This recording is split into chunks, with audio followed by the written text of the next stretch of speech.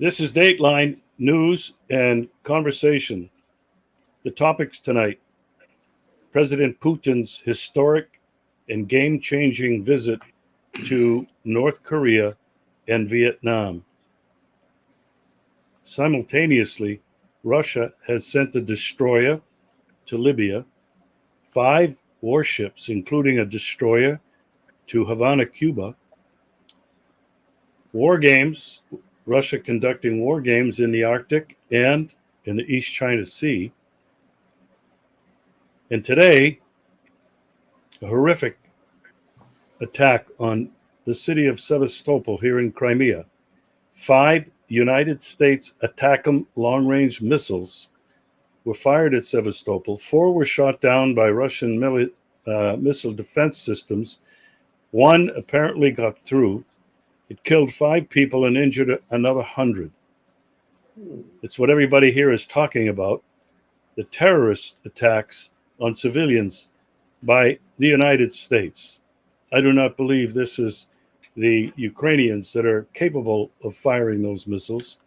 So this is what we'll talk about tonight. With me again tonight, Jan Sanakorski from Slovakia, Kostas Izikos from Greece, and Blaž Kaučić from Slovenia. Comrades, welcome back to the show. Hello. Hello. Nice to be here.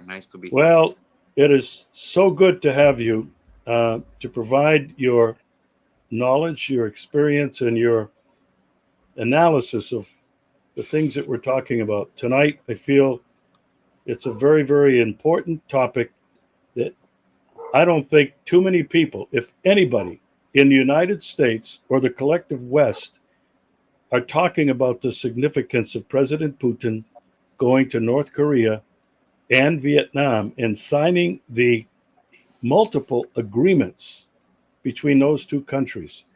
Jan, I'm going to begin with you first. What are your thoughts? What was your reaction to President Putin going to North Korea and Vietnam?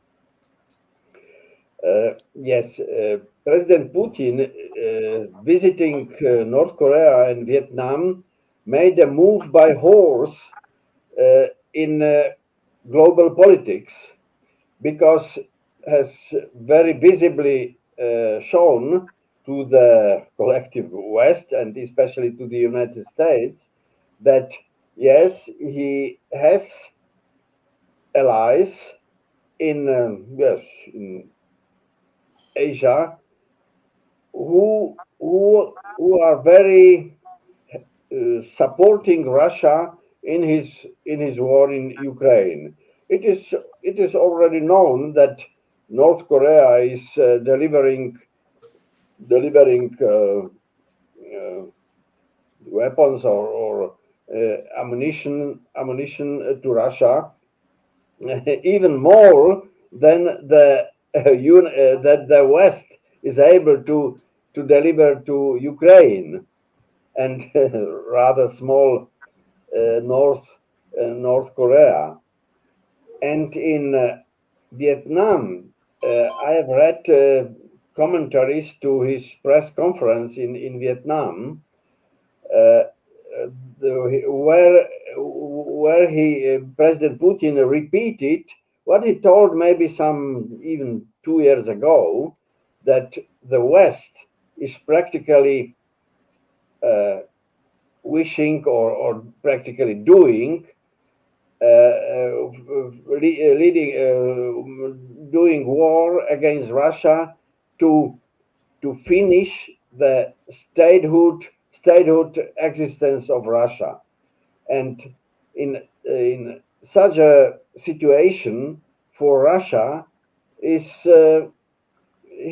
Russia must go till to the end, and the end that are atomic weapons of strategic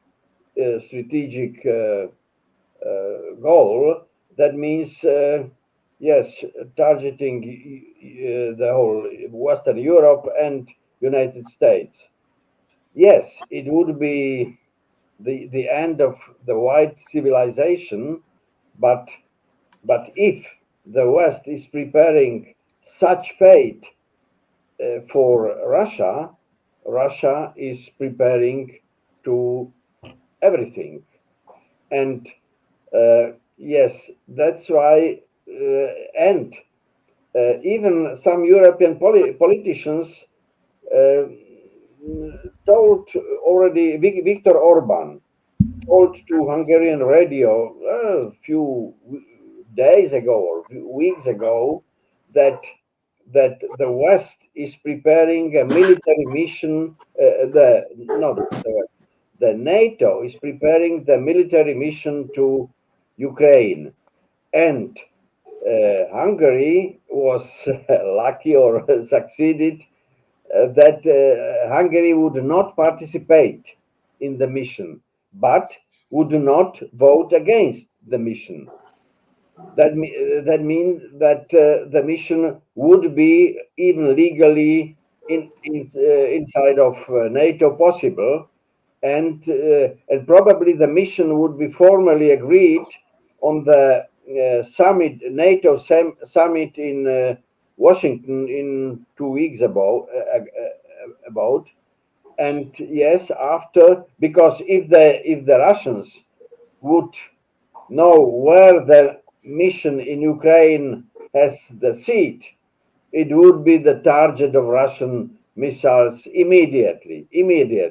And that means that NATO soldiers, official soldiers, not just volunteers or so, official soldiers would die in Ukraine.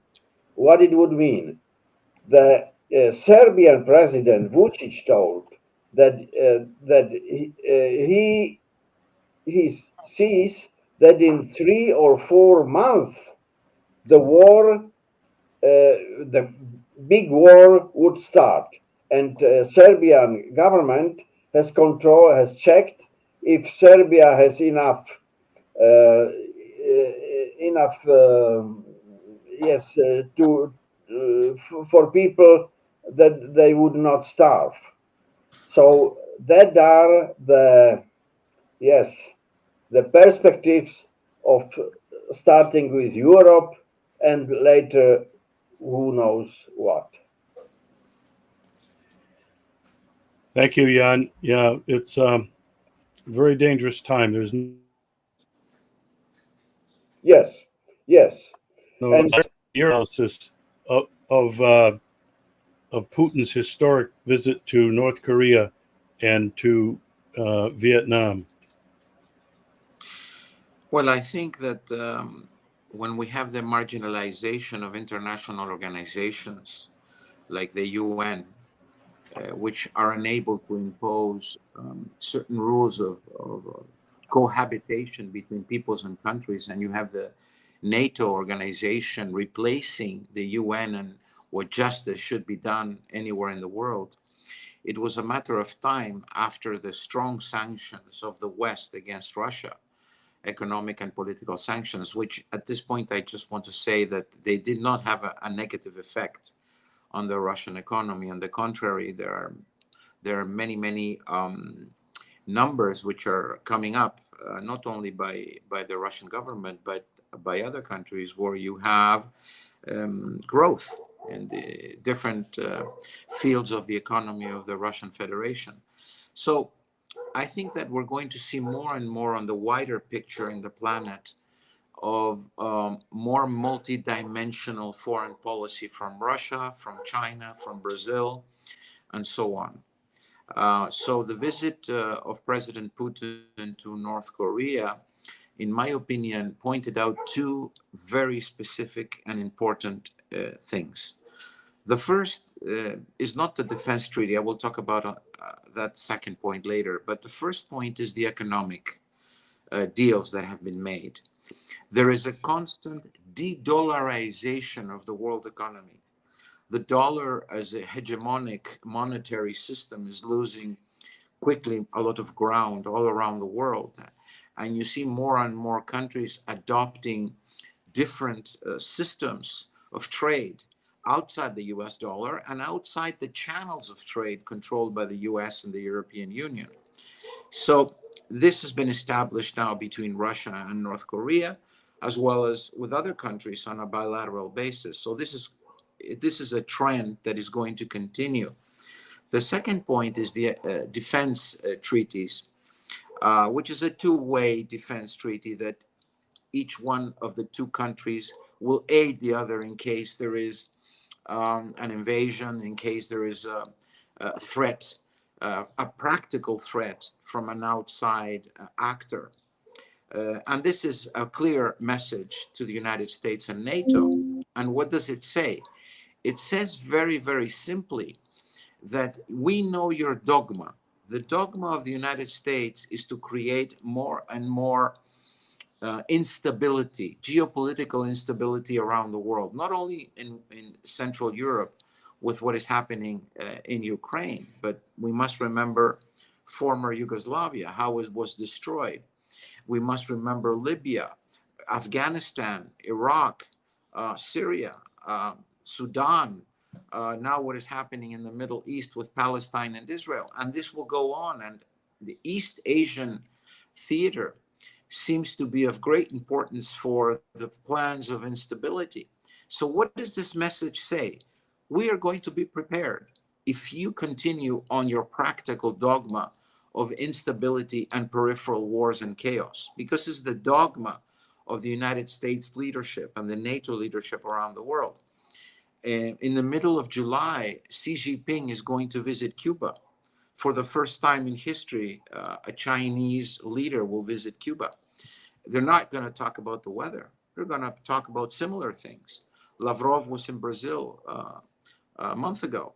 And you see, this is going to continue, this multi-dimensional policy, not only from Russia, but from Russia. We're speaking on visit of President Putin to North Korea and Vietnam, is a very clear message that the more ground you lose on your monetary system, on your de-dollarization process that is occurring right now, on the geopolitical havoc you want to create, we're going to take measures.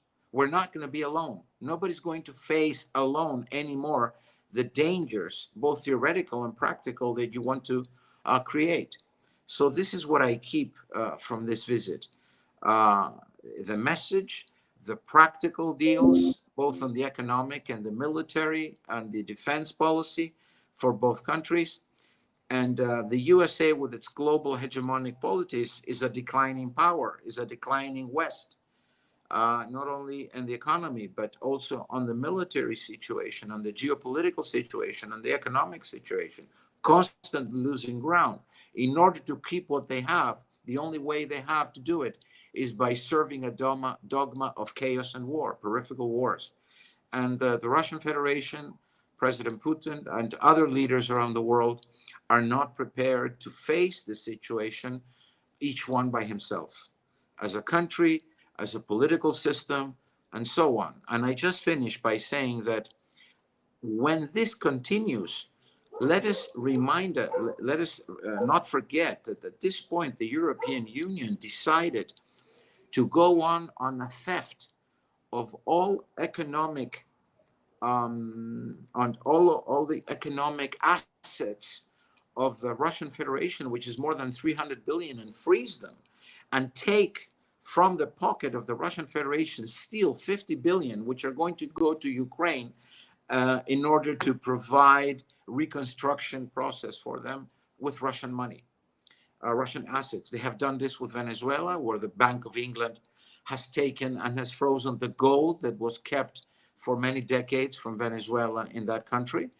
They have done it with Cuba. They're going to do it with other countries. So no one's going to stay looking at this situation. They're going to act. So this is what we're witnessing right now.